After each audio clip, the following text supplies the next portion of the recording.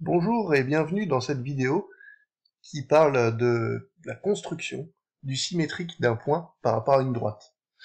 Alors ici, comme vous pouvez l'observer, on a la droite ED et on va tracer le symétrique du point A, du point B et du point C par rapport à cette droite. Je vais montrer deux méthodes différentes. Alors la première méthode, ça va consister à tracer la perpendiculaire à l'axe de symétrie. Et puis comme je veux faire par rapport au point A, eh ben, je fais passer cette perpendiculaire euh, par A. Voilà. Je vais peut-être réduire un peu la figure. Ah, parfait. Ensuite, deuxième chose, on va placer un point, ici, à l'intersection de notre axe de symétrie et puis de la perpendiculaire qu'on a déjà tracée. On va mesurer la distance entre A et ce point, 6,98. Voilà, alors c'est des précisions qu'on n'obtient pas euh, à, en étant sur le papier avec la règle et l'équerre. Et puis ensuite, donc pour tracer donc son symétrique, il va falloir mesurer la même distance, donc doubler la distance entre A et F, donc en restant sur la droite pour avoir la même distance des deux côtés. Donc là, bon, j'estime que pas trop mal non plus, voilà, 6,98, 6,98, parfait. Donc ça, c'est une méthode, on va dire, plutôt analytique, où il faut compter. Et on va voir qu'il y a une autre méthode, qui est tout aussi simple. En fait, on trace un cercle, comme d'habitude, hein, avec un écartement fixe. Donc je vais tracer un cercle de centre B, je vais mettre un rayon de 3, voilà. Et puis j'obtiens deux points d'intersection. Alors on peut se contenter d'un arc de cercle, hein, me direz-vous, c'est pas bien grave. Hop, j'obtiens deux points d'intersection entre le cercle et l'axe de symétrie. Et puis je vais retracer des cercles. Donc là je vais prendre le point ici pour centre, et puis même chose ici pour centre. Voilà.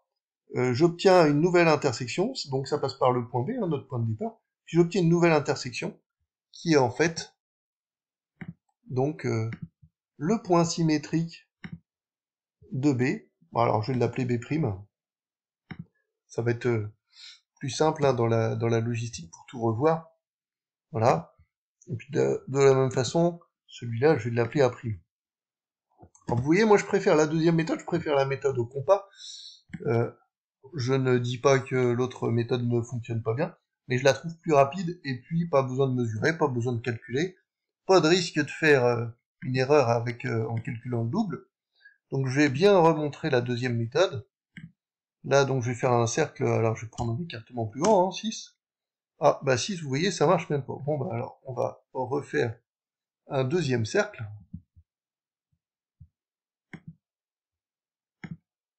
Donc 9, ça devrait... Ah, c'est pas assez encore. Eh ben, on va faire 10. Voilà. Et puis, on obtient deux points d'intersection. Je vais utiliser intersection. Donc, entre cet objet-là et cet objet-là.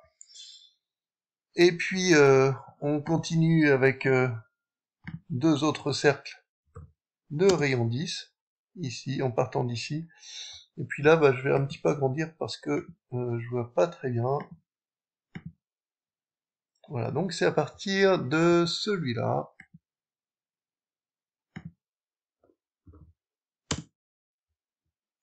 Et donc quand on revient à la taille de départ,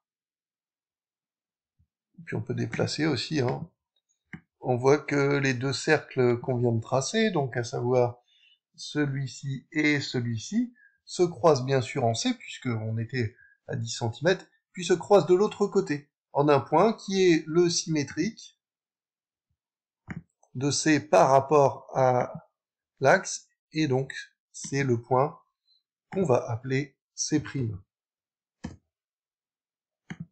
Voilà. Maintenant, pour tracer le symétrique de la figure, donc en fait, il suffit de relier C' à B' et à A'. Voilà. On peut remarquer que les triangles, vous voyez, comme là, hein, ils se croisent sur l'axe de symétrie. Et ça, c'est logique. S'ils se croisent pas sur l'axe de symétrie, par contre, c'est sûr que c'est pas bon. Voilà, merci de m'avoir écouté, bon travail à vous, au revoir.